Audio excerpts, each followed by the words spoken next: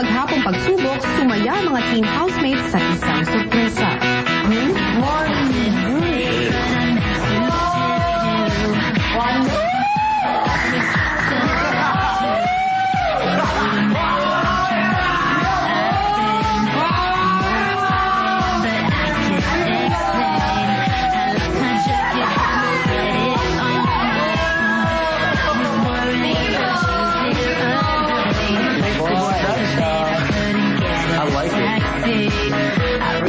Ang excitement ng housemates napalitan ng tensyon nang magsimula na ang mga matititing announcements. Ang bilang ng nominado sa inyo ay...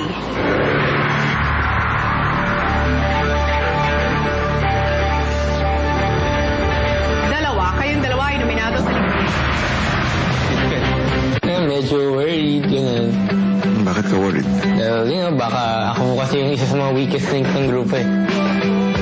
Before pa naman po nung gabing to, ini-expect ko na po na mapupunta po ako dito sa ganitong sitwasyon.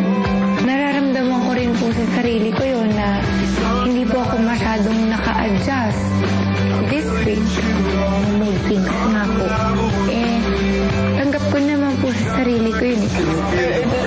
Kasi naging ako, na-F ko.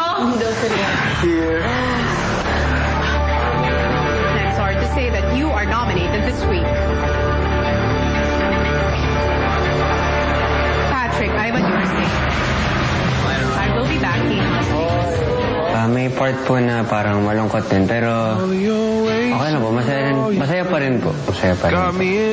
Siguro babawasan ko rin po yung mga ganun, yung mga pang-assert ko po. Ganun pa rin po, maging masaya around sa mga housemates ko po. Nominado ka sa linggong ito.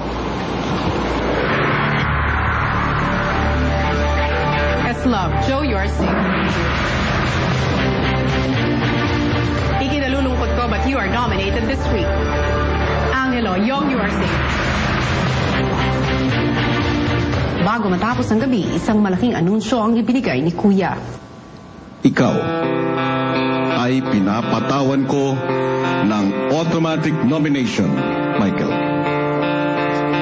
Tama yung feeling na parang disappointed sa'yo.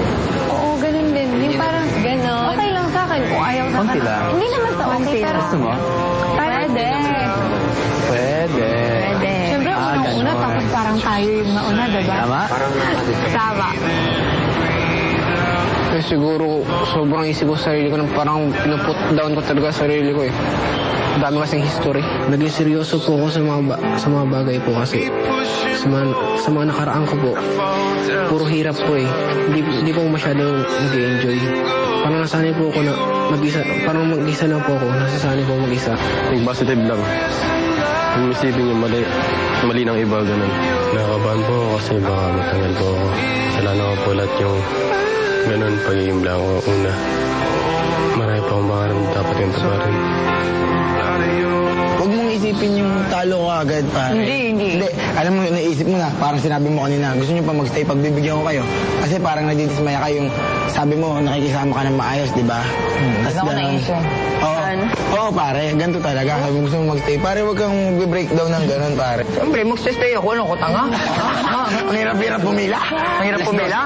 Kasi akala nila puro biro lang talaga ako. Parang wala ko na itutulong. Bakit naging ganyan ang ugali mo? Dala po ng mga nakaraan. Layas po ako ng bata ako. Nakakaya nga po eh. Kasi po ng bata po ako, yung nanay ko po, lagi po na papupunta sa office.